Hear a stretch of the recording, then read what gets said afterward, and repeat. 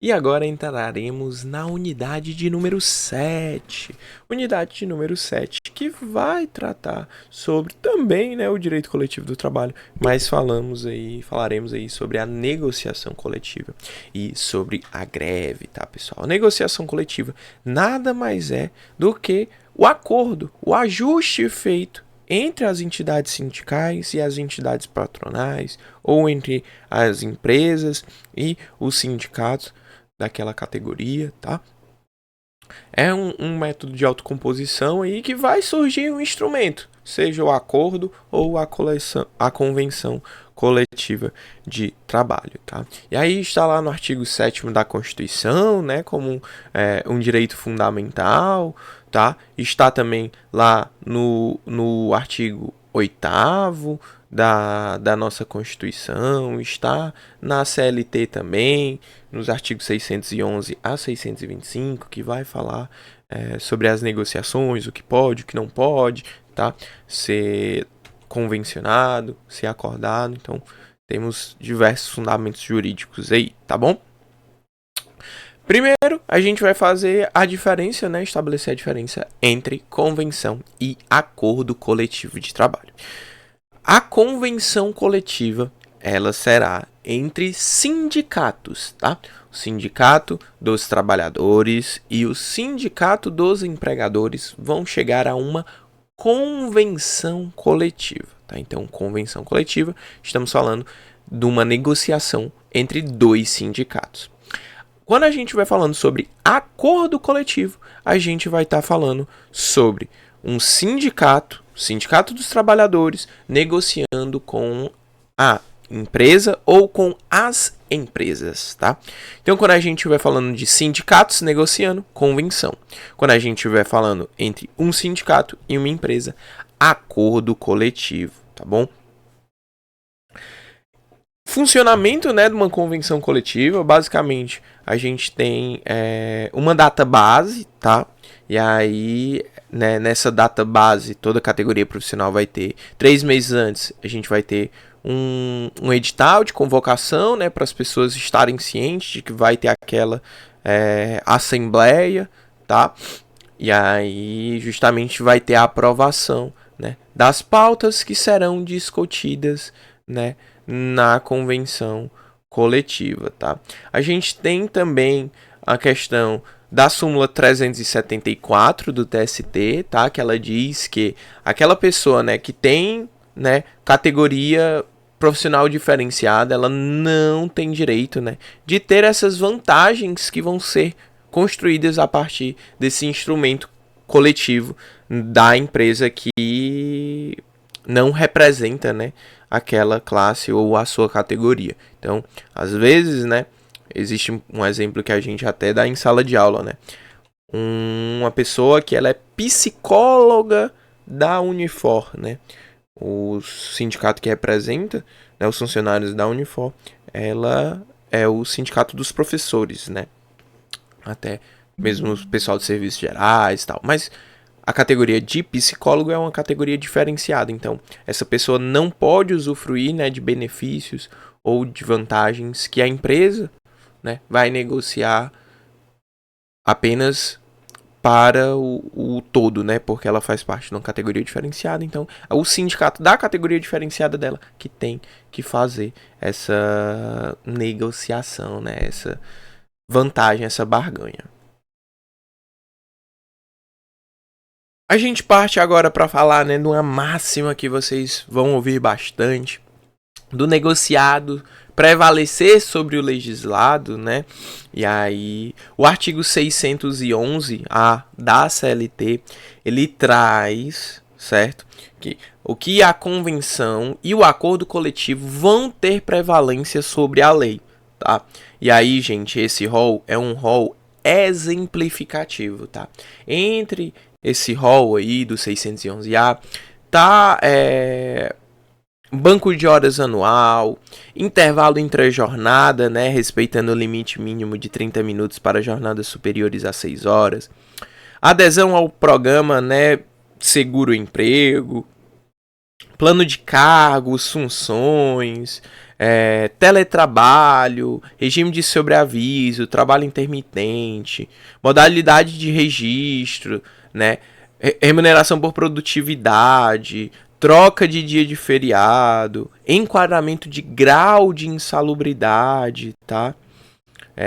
Prêmios, PLR, né? Participação nos lucros da empresa, tá? Então, esse artigo diz que essas coisas prevalecerão, né? Se forem negociadas, seja por acordo, seja por convenção coletiva, tá? Ainda o parágrafo 1º do 611-A diz, no exame da convenção coletiva ou acordo coletivo de trabalho, a Justiça do Trabalho observará o disposto no parágrafo 3º do artigo 8º dessa consolidação, que diz, no exame da convenção ou acordo coletivo de trabalho, a Justiça do Trabalho analisará exclusivamente a conformidade dos elementos essenciais do negócio jurídico, respeitando o disposto no artigo 104 do Código Civil, que é a validade do negócio jurídico, né? Um agente capaz, objeto lícito, possível, determinado ou determinável e a forma prescrita ou não defesa em lei, tá? Então, a Justiça do Trabalho não vai intervir, ela não vai analisar o mérito em si daquele acordo ou daquela convenção. Ela vai analisar aspectos, né, que dizem que fazem parte ali em relação ao negócio jurídico, tá? O parágrafo 2º, ele traz, a existência de expressa indicação de contrapartidas recíprocas em convenção coletiva ou acordo coletivo de trabalho não ensejará na nulidade por não caracterizar um vício do negócio jurídico. E o parágrafo 3º ainda diz, se for pactuada cláusula que reduza o salário ou a jornada, a convenção ou o acordo coletivo de trabalho deverão prever a proteção dos empregados contra dispensa imotivada durante o prazo de vigência do instrumento coletivo. Então, durante a vigência, né, daquele acordo coletivo, daquela convenção, aquelas pessoas que tiveram esse salário reduzido, por exemplo, ou, né, essa redução na jornada, não poderão ser dispensadas imotivadamente, tá?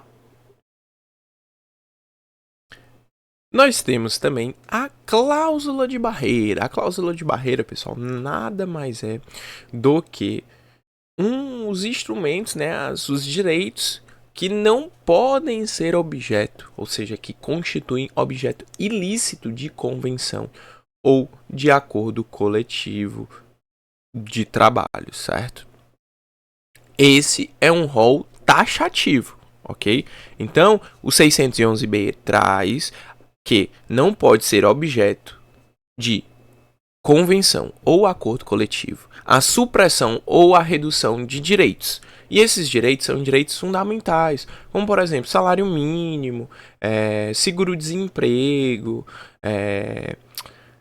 FGTS, multa do FGTS, salário família, descanso semanal remunerado, aviso prévio, aposentadoria, seguro contra acidentes de trabalho, redução da licença maternidade, da licença paternidade, gozo de férias, dos dias de férias. Percebam, esse 611-B traz reduções, supressões a direitos fundamentais, aqueles lá do artigo 7º da nossa Constituição, tá? Então, dê uma olhadinha no artigo 7º e aí pense, esses direitos aqui não podem ser reduzidos, não podem ser suprimidos, não podem ser objetos, né?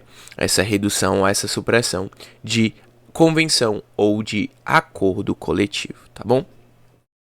Em relação à legitimação, né, quem são os legitimados para propor, né, os acordos e as convenções? Os acordos, né, são sindicatos, né, sindicato e sindicato, né, lembrando, sindicato dos trabalhadores e dos empregadores das empresas. E na convenção a gente vai ter um sindicato, sindicato dos trabalhadores. Perdão, volta a fita. Acordo coletivo é um sindicato e uma empresa, ou mais de uma empresa, né?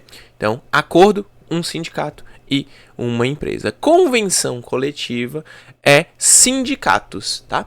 Sindicato dos Trabalhadores e Sindicato dos Empregadores, tá? Perdão, acabei trocando anteriormente, mas correção já devidamente feita, tá? E as federações, certo? Ou, na falta desta, né, as confederações representativas das categorias, sejam elas econômicas ou profissionais, poderão, né, celebrar convenções coletivas para reger essas relações, né? E aí, uma hipótese, por exemplo, que ainda não tem um sindicato e tudo mais. Em relação às formalidades, né, é feito o depósito, né, até 8 dias após a celebração, né, esse depósito é o envio, né, do instrumento, da convenção, do acordo, e aí ele entra a vigorar até 3 dias depois, né, dessa entrega, tá? A gente também não tem, tá, a questão da ultratividade, tá? Ou seja, não tem mais a ultratividade. O que é a ultratividade? É a aplicação, né, de uma lei, no instrumento já revogado. No caso, aqui é uma aplicação de um acordo coletivo ou de um contrato coletivo de trabalho já revogado. A gente não tem mais, não é possível a aplicação do acordo coletivo ou de um contrato coletivo de trabalho já revogado, tá? Ou seja, aquele contrato, aquele acordo coletivo que resultou naquele direito, naquela aplicação, por 2 anos, por exemplo, por 1 ano, quando for dada a sua renovação e não se tiver nenhuma resolução rápida ou demorar ou passar meses, por exemplo, aquilo não poderá ser aplicado, porque já está revogado, tá? E aí, a depender de como seja o contrato, a convenção, vão se verificar como que será essa aplicação. Mas não é possível a ultratividade. Não vai poder ser aplicado algo já revogado durante aquele período, tá certo? O artigo 620 da CLT traz também que o acordo coletivo, ou seja, entre sindicatos, Eita, que eu tô confundindo. O acordo coletivo, ou seja, aquele entre o sindicato dos trabalhadores e uma empresa ou a empresa, sempre prevalecerá sobre as convenções coletivas, que é realizada entre os 2 sindicatos, tá? E aí, o artigo 611 da CLT, 620 da CLT, diz que as condições estabelecidas em acordo coletivo de trabalho sempre prevalecerão sobre as estipuladas sobre convenção coletiva de trabalho. Ou seja, né, esse específico, né, menor, mais restrito, que é o acordo coletivo, sempre vai prevalecer sobre o CCT. E aí é óbvio, né, gente, que isso vai de contra, isso vai em contrapartida ao princípio da norma mais favorável, tá bom? Isso vai totalmente contrário ao princípio da norma mais favorável, em que prevaleceria, né, aquela norma que fosse mais favorável ao trabalhador. E aí o 620, infelizmente, afirma outra coisa, tá? Em relação à competência, né, competência para resolver, né, essas controvérsias resultantes, né, tanto da aplicação ou né, da convenção ou do acordo coletivo serão, né, na Justiça do Trabalho, tá? Então, todas essas controvérsias resultantes serão na Justiça do Trabalho, assim como, né, poderá ser levado à Justiça do Trabalho a greve, né, o instrumento, uma frustração, né, ao acordo ou à convenção coletiva. Como que se dá mais ou menos isso? Caso, né, essas negociações não atinjam um resultado satisfatório, os trabalhadores poderão, certo, utilizar do instrumento de greve, tá? E aí pode ser instaurado, certo, um dissídio coletivo. O que é um dissídio coletivo? É quando não há entre um acordo ali, né, na negociação coletiva, ou não sai um acordo, não sai uma convenção, não tem nenhuma conversa, certo? E aí os trabalhadores ingressam com uma ação na Justiça do Trabalho, certo? Para que seja proferida, certo, uma sentença normativa, tá? Lembrando que esse dissídio coletivo não será julgado, né, numa vara do trabalho, mas sim nos TRTs e no TST, tá bom? Outra coisa, né, importante é que basicamente, né, o dissídio, né, é a solução de conflitos coletivos, né, por meio do Poder Judiciário, tá? E aí a gente vai ter essa sentença normativa. E aí essa sentença normativa, né, esse dissídio coletivo, ele tem algumas classificações. Primeiro, é em relação à sua natureza, certo? Eles podem ser classificados como natureza jurídica ou natureza econômica.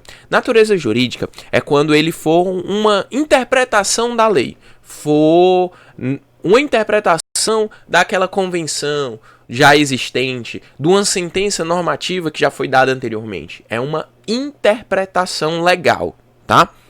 A natureza econômica, quando ele for classificado, né, quando ele tiver essa natureza econômica, ele vai criar, alterar ou extinguir alguma situação, tá? Então, horas extras, alguma garantia, alguma condição salarial, não sei, ele vai criar, alterar ou extinguir, né, alguma situação. E ainda, né, o dissídio coletivo, ele pode ser, né, ajuizado pelo MPT no caso de greve em serviço essencial, tá certo? Além disso, né, pessoal, a gente tem aqui os pré-requisitos, né, para o dissídio coletivo.